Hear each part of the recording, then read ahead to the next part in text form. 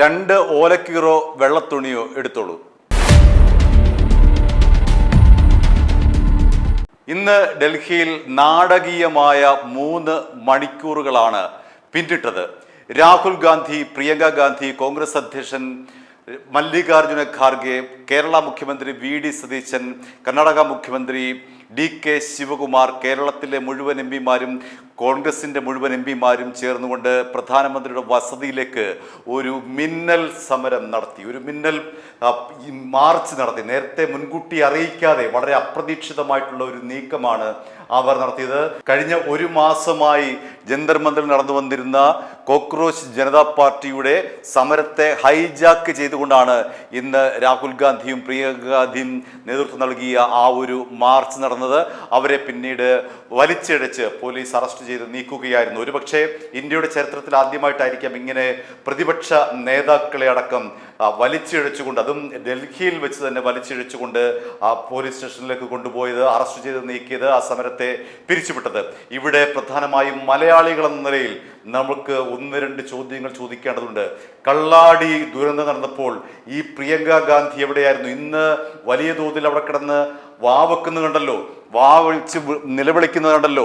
ഈ പ്രിയങ്ക ഗാന്ധി മണ്ണിടിച്ചിലുണ്ടായി ആ നിരപരാധികൾ മടിച്ചു കിടന്നപ്പോൾ അവരുടെ ബന്ധുക്കളെ ഒന്ന് ആശ്വസിപ്പിക്കാൻ പോലും വരാതെ എവിടെയായിരുന്നു പ്രിയങ്ക ഗാന്ധി എന്നുള്ളതാണ് ചോദ്യം. ഇപ്പോൾ നമ്മൾ കണ്ടല്ലോ പ്രിയങ്ക ഗാന്ധി എന്തുകൊണ്ട് മാധ്യമ ശ്രദ്ധ കിട്ടുന്നു, ഇന്ത്യയിലെ മുഴുവൻ മാധ്യമങ്ങളുടെ ശ്രദ്ധ തന്നിലേക്ക് കിട്ടുന്നു.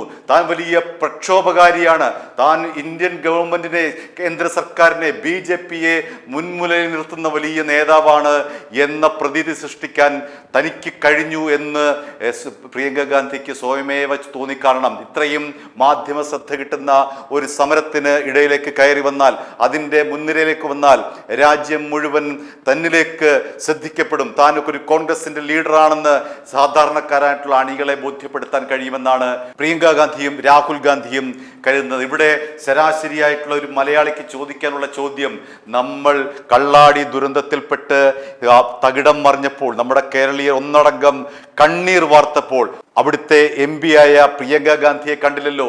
ഇന്നത്തെ ആവേശം അന്ന് ഇവിടെ പോയി. ജൂലൈ 7-നാണ് കള്ളാടിയിലെ 8 നിരപരാധികൾ മണ്ണിടിഞ്ഞു മരിച്ചത്.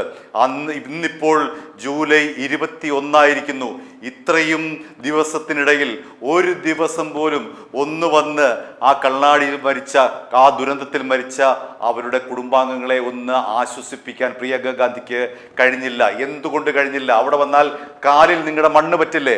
അവിടെ വന്നു കഴിഞ്ഞാൽ മാധ്യമ ശ്രദ്ധ കിട്ടില്ല. അവിടെ വന്നു കഴിഞ്ഞാൽ എന്ത് ശ്രദ്ധ കിട്ടാനാണ് നിങ്ങൾക്ക്? പക്ഷേ നിങ്ങളുടെ കടമ അതാണ്, പ്രിയങ്ക ഗാന്ധിയുടെ കടമ അതാണ്. അതിനു വേണ്ടിയിട്ടാണ് വയനാട്ടിലെ പാവപ്പെട്ട ജനങ്ങൾ 4 ലക്ഷം വോട്ടിലധികം ഭൂരിപക്ഷത്തിന് പ്രിയങ്ക ഗാന്ധിയെ പാർലമെന്റിലേക്ക് അയച്ചത്. പക്ഷേ തിരിഞ്ഞു നോക്കിയില്ല, തൻ്റെ മണ്ഡലത്തിലേക്കൊന്ന് തിരിഞ്ഞു നോക്കിയില്ല. 8 നിരപരാധികൾ അവിടെ മരിച്ച് നിരന്നു കിടന്നപ്പോൾ എവിടെയായിരുന്നു ഇപ്പോൾ ഈ കിടന്ന് അട്ടഹാസം കാണിക്കുന്ന പ്രിയങ്ക ഗാന്ധി എന്നുള്ളതാണ് ഇവിടെ വരുന്ന ധാർമ്മികമായ ചോദ്യം. മലയാളിക്ക് മുന്നിൽ വരുന്ന ധാർമ്മികമായ ചോദ്യം, വയനാട് MP എവിടെയായിരുന്നു? ഇപ്പോൾ നിങ്ങളെ ഞങ്ങൾ ക്യാമറയിലൂടെ കാണുന്നുണ്ടല്ലോ, അന്ന് എവിടെയായിരുന്നു? ജൂലൈ 7 നിങ്ങൾ വരണ്ട, പൊക്കോട്ടെ. ഇന്ന് 21 ഇതിനിടയിൽ എപ്പോഴെങ്കിലും ഒരു തവണ ആ മണ്ഡലത്തിലേക്ക് തിരിഞ്ഞു നോക്കിയിരുന്നെങ്കിൽ പ്രിയങ്ക ഗാന്ധിയെ ഒരു രാഷ്ട്രീയക്കാരി എന്ന നിലയിൽ നമ്മൾ മലയാളികൾ അംഗീകരിക്കുമായിരുന്നു. ഇപ്പോൾ ഈ കാണിക്കുന്ന പട്ടി ഷോ, നമ്മുടെ നാടൻ ഭാഷയിൽ പറഞ്ഞ പട്ടി ഷോ, എന്തിനു വേണ്ടിയിട്ടാണ്? എന്ത് ആവശ്യത്തിന് വേണ്ടിയിട്ടാണ് നിങ്ങൾ ഈ പറയുന്ന പ്രധാനമന്ത്രിയുടെ വീട്ടിലേക്ക് ഇന്ന് ഈ അപ്രതീക്ഷിത മിന്നൽ പണിമുടക്ക്, മിന്നൽ സമരം നടത്തിയത്? എന്തിനു വേണ്ടിയിട്ടായിരുന്നു ഈ മിന്നൽ മാർച്ച്? കണ്ണാടി ദുരന്തത്തിൽ 8 പേർ മരിച്ചപ്പോൾ അവിടേക്ക് വരേണ്ടതല്ലേ നിങ്ങൾ എന്തിനാണ് അവിടെ കിടന്ന് ഈ ഷോ കാണിക്കുന്നത്? എന്ത് ആവശ്യത്തിന് വേണ്ടിയിട്ടാണ്? അതാണ് ജനങ്ങൾക്ക് മനസ്സിലാകാത്തത്.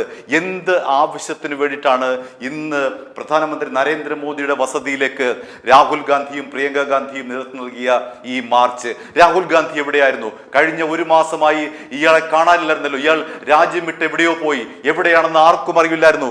13 പ്രത്യക്ഷപ്പെട്ടു, ഞാനിടാവുണ്ട് എന്ന് പറഞ്ഞുകൊണ്ട്. അങ്ങനെ അതിനിടയിൽ എന്തൊക്കെയോ പ്രചരിക്കുന്നു. രാഹുൽ ഗാന്ധിയുടെ കുടുംബത്തെ കാണാൻ അയാൾ പോയി, രാഹുൽ ഗാന്ധിയുടെ മകനുമായിട്ട് കളിക്കുന്നു എന്നൊക്കെ പറഞ്ഞുള്ള 4-കിട ഗോസിപ്പുകൾ, കൊട്ടേഷനിൽ പറയുന്നു 4-കിട ഗോസിപ്പുകൾ അതിനിടയ്ക്ക് ഇറങ്ങി. പിന്നീട് ഇവരൊക്കെ എവിടെയാണ്? ഒരു ജനങ്ങളുടെ ഒരു പ്രശ്നം വരുമ്പോൾ ഇവരെ എങ്ങോട്ടാണ് മുങ്ങുന്നത്? രാജ്യം കത്തുമ്പോൾ രാഹുൽ ഗാന്ധി മുങ്ങും, ഇവിടെ വയനാടിൽ മണ്ണിടിച്ചിലുണ്ടാകുമ്പോൾ പ്രിയങ്ക ഗാന്ധി മുങ്ങും. ഇങ്ങനെയുള്ള നേതാക്കളാണോ ഇന്ത്യക്ക് ആവശ്യമെന്ന് കോൺഗ്രസ്സുകാർ ചിന്തിക്കണം. ഇങ്ങനെയുള്ള ഈ രാഷ്ട്രീയക്കാരെ എന്തിനാണ്? ഒരു പ്രതിസന്ധി ഉണ്ടാകുമ്പോൾ ജനങ്ങളോടൊപ്പം നിൽക്കേണ്ടുന്ന രാഹുൽ ഗാന്ധിയും പ്രിയങ്ക ഗാന്ധിയും നിർണായക ഘട്ടത്തിൽ രാജ്യം വിട്ടുപോകുന്നു, നിർണായക ഘട്ടത്തിൽ ഓടി ഒളിക്കുന്നു. കർണാടക ദുരന്തം ഉണ്ടായപ്പോൾ പ്രിയങ്ക ഗാന്ധി എന്ത് ചെയ്യുകയായിരുന്നു? ഇന്ന് 21 ഡേറ്റ്. എന്ത് ചെയ്യുകയായിരുന്നു പ്രിയങ്ക ഗാന്ധി? രാഹുൽ ഗാന്ധി എവിടെയായിരുന്നു? CJP അടക്കമുള്ളവർ ഉയർത്തിവിട്ട വിഷയങ്ങൾ ഏറ്റെടുക്കാൻ വേണ്ടി രാഹുൽ ഗാന്ധി കൃത്യമായി പറഞ്ഞിറങ്ങുകയായിരുന്നില്ലേ? ഇന്ന് പാർലമെന്റ് വർഷകാല സമ്മേളനം ഇന്നലെ ആരംഭിച്ചപ്പോൾ ഒരു ശ്രദ്ധയും കിട്ടുന്നില്ല തങ്ങൾക്ക്, ഒരു വിഷയവും ഉന്നയിക്കാൻ കിട്ടുന്നില്ല തങ്ങൾക്ക്. അങ്ങനെ രാഹുൽ ഗാന്ധിയും പ്രിയങ്ക ഗാന്ധിയും വന്ന് ഈ പാവപ്പെട്ട CJP-കാരന്റെ ആ ഒരു സമരത്തെ ഹൈജാക്ക് ചെയ്തുകൊണ്ട് ഇന്ന് നിറഞ്ഞു നിൽക്കാൻ അവർക്കായി. 3 മണിക്കൂർ അവർക്ക് ഇന്ന് ഇന്ത്യയിലെ ദേശീയ മീഡിയയിലടക്കം പ്രാദേശിക മീഡിയയിലടക്കം ആങ്ങളയ്ക്കും പെങ്ങൾക്കും നിറഞ്ഞു നിൽക്കാനായി. എന്ത് ആവശ്യത്തിന് വേണ്ടിയിട്ടാണ് ഇന്ന് നിങ്ങൾ പ്രധാനമന്ത്രിയുടെ വീട്ടിലേക്ക് മാർച്ച് നടത്തിയത്? ജനങ്ങളുടെ ഏതെങ്കിലും തരത്തിലുള്ള പ്രശ്നങ്ങൾ തീർക്കാനാണോ? ഏതെങ്കിലും തരത്തിലുള്ള അവൻ്റെ പ്രശ്നങ്ങൾക്ക് പരിഹാരം ഉണ്ടാക്കാൻ വേണ്ടിയിട്ടാണോ ഈ ആങ്ങളെയും പെങ്ങളും ഇന്ന് പ്രധാനമന്ത്രിയുടെ വസതിയിലേക്ക് മാർച്ച് നടത്തിയത്? പ്രിയങ്ക ഗാന്ധി എന്തുകൊണ്ട് കേരളത്തിൽ വന്നില്ല? എന്തുകൊണ്ട് വയനാട്ടിൽ വന്നില്ല എന്നുള്ളതാണ് ചോദ്യം. പ്രിയങ്ക ഗാന്ധി ഇന്ന് നമ്മൾ കണ്ടല്ലോ.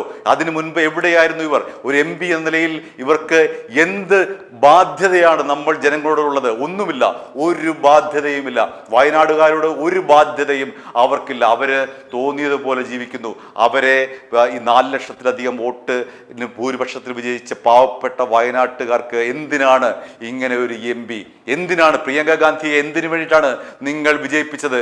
ഇപ്പോഴും അവിടെ ദുരന്തബാധിത പ്രദേശത്ത് അവർ കണ്ണീരിൽ കഴിയുകയാണ്. അവരുടെ കണ്ണീരൊപ്പണ്ട ജനപ്രതിനിധി ഡൽഹിയിൽ കിടന്ന് ഷോ കാണിക്കുന്നു, ഡൽഹിയിൽ കിടന്ന് അട്ടഹാസം കാണിക്കുന്നു. ഇതെന്തൊരു MP-യാണ്? കേരളത്തിന് എന്തിനാണ് ഇങ്ങനെയൊരു MP-യുടെ ആവശ്യമെന്ന് കോൺഗ്രസ്സുകാർ തന്നെ ചിന്തിക്കേണ്ട സമയം അതിക്രമിച്ചിരിക്കുന്നു. i2i News, an eye for truth. i2i News subscribe ചെയ്തിട്ടില്ലാത്തവർ ഇപ്പോൾ തന്നെ സബ്സ്ക്രൈബ് ചെയ്യുക. നോട്ടിഫിക്കേഷൻ ലഭിക്കുവാൻ ബെൽ ബട്ടണും അമർത്തുക.